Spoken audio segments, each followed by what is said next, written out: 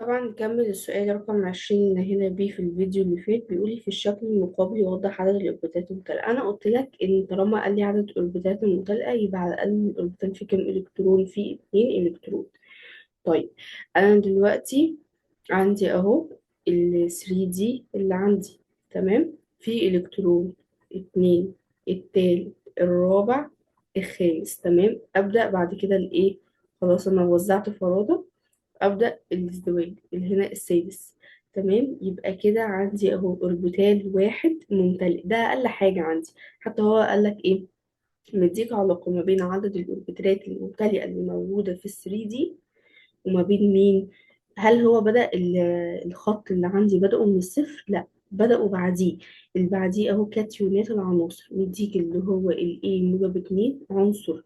الكاتيون بتاعه موجب 2، هم كلهم طبعا موجب 2، والبي كذلك، والسي والدي. تمام، فانا من البدايه كده ال 3 دي بيكون عندي ده اقل حاجه اللي هو عندي ايه الاي موجب 2. اقل حاجه ان ال 3 دي علشان يكون في على الاقل واحد اوربيتال مزدوج اللي هو يعني ممتلئ بالالكترونات، فيه 2 الكترون. تمام، يكون فيه كام الكترون ال 3 دي ده؟ يكون فيه 6. طيب اللي هيكون فيه 6 ده هيكون عنصر عندنا مين في السلسلة الانتقالية الأولى؟ اللي ده عنصر الحديد. والله طب ليه الحديد؟ لأن هو أكيد فقد الاتنين ده من الإس. لو أنا رجعت كده الإس الاتنين بتوعه، هيبقى أنا عندي أرجون قبليهم طبعا أرجون 18، عشان هو بيقولي في الدورة الرابعة في السلسلة الانتقالية الأولى. تمام، والفور اس 2 والثري دي ايه 6. ف 18 و2 20 ومعايا 6، يبقى ايه 26. ده مين؟ ده الحديد. طبعا وهو العلاقة عندي طردية، بمعنى ايه؟ يعني هي بتزيد بانتظام. تمام، وهو بيقول لي عناصر متتالية في السلسلة الانتقالية. فاحنا افترضنا ان اول نقطة عند الاي موجب 2، لو احنا افترضنا عندها ان واحد اوربيتال ممتلئ، يعني ايه؟ يعني دي 6، يبقى ده الحديد. طيب عندي بي موجب 2، عنده 2 ممتلئ. لو احنا بقى افترضنا ان عند الاي واحد ممتلئ وهي بتزيد بانتظام، فاحنا هنفترض ان عند البي في 2 ممتلئ. طب طالما الاتنين ممتلئ، يبقى ايه؟ نزود نعمل هنا واحد كمان، يبقى اصبح عندنا واحد واتنين ايه اوربيتال ممتلئ. ده ايه بقى؟ ده دي 7. طب الدي 7 3 دي لو عندك 7 ومعاهم الفور اس 2. تمام، عد. وقبلهم طبعا أرجون 18. أرجون 18 واتنين يبقوا كام؟ يبقوا 20. طب 20 و7 يبقى كام؟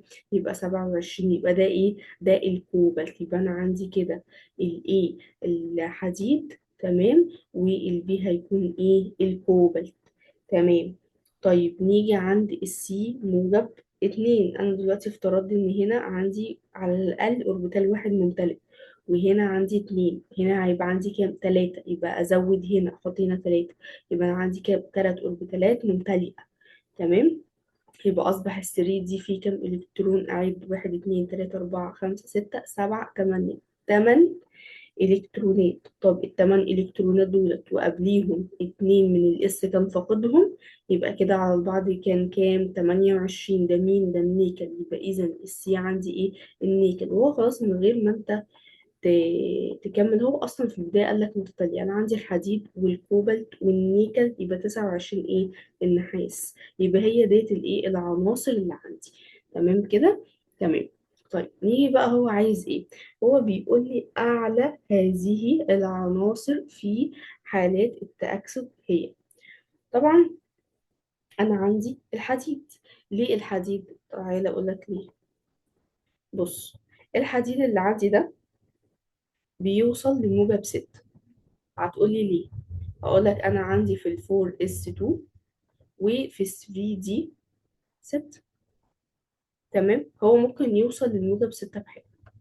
تمام، هو اكيد مش هيفقد كل، يعني هو بيوصل لايه؟ هو في ال 3 دي فيهم 6، يعني ممكن يفقد الست الالكترونات كلهم بحالهم. تمام، ممكن تقول أعلى هذه العناصر هو ممكن يكون عندك المنجنيز. احنا عارفين إن المنجنيز ده أعلى عناصر السلسلة الانتقالية الأولى في حالات التأكسد، بتوصل لعندي إيه؟ لموجب 7. ولكن هي مش موجودة طبعا، لأن هو مفيش ولا أوربيتال عند المنجنيز ممتلئ بالإلكترونات. هو عنده 5 إلكترونات مفردة. تمام، اللي هو إيه؟ عنده 1 2 3 4 5. مفيش ولا إلكترون مزدوج طبعا مع الإلكترون التاني، فبالتالي ما عندهاش اي اوربيتالات ممتلئه. فهي ادق اجابه طبعا هتكون فيهم ايه؟ الحديد.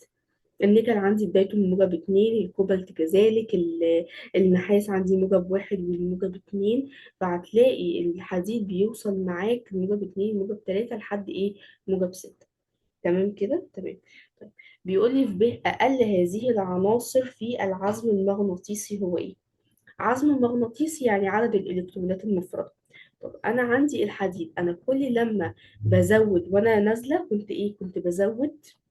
يعني ايه وانا نازله؟ يعني وانا نازله من عندي الحديد، بعد كده الكوبالت، بعد كده النيكل، بعد كده النحاس، كل ده كنت بفضل ازود في عدد الاوربيتالات الممتلئه. فبقلل من مين؟ بقلل من العزم المغناطيسي. تمام. طيب، بمعنى ايه؟ تعالى اقول. يعني انا عندي ان الحديد مثلا كان في 3 دي كان عندي واحد اتنين تلاتة أربعة خمسة، ومزدوج هنا كام؟ ستة. عنده كام إلكترون؟ أربع إلكترونات مفردة. تمام. الكوبالت عنده، أحط هنا مزدوج كمان، أمشيها على دي، أحط مزدوج هنا، فهيكون أصبح عنده كام إلكترون مفرد؟ تلاتة. النيكل هيقل عدد الإلكترونات المفردة ويقل العزم، فهزود هنا إلكترون، فهيبقى عندي اتنين إلكترون مفرد بس. النحاس، النحاس طبعا ما عندهوش ولا الكترون في الحاله العاديه. النحاس ده كان شاذ، كان عنده الكترون واحد في الاس وعشرة في الدي، فما عندهوش ولا الكترون مفرد موجود فين؟ في الدي. فهو هيكون اقل العناصر في العزم المغناطيسي عندي هو النحاس، اللي احنا قلنا اللي هو الدي موجب اتنين. تمام. تمام. طيب، بيقول لي في جيم الايون اكثر استقرارا في هذه الايونات هو ايه؟ طيب، في المنهج طبعا الاستقرار عندي مرتبط ان يا اما عندي الدي بيكون زيرو، يا اما الدي بيكون خمسة، يا اما الدي بيكون ايه؟ مبني فيه 10 الكترون. ومفيش ولا واحد فيهم كده. يعني احنا ما مرناش من سواء كان الحديد او الكوبالت او النحاس او النيكل، بمرنا عنه بالدي ولا في الكترون ولا في خمسة ولا في 10. ما مرناش عن الايونات دي.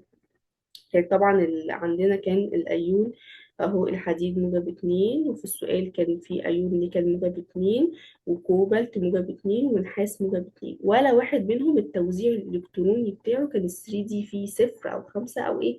أو 10.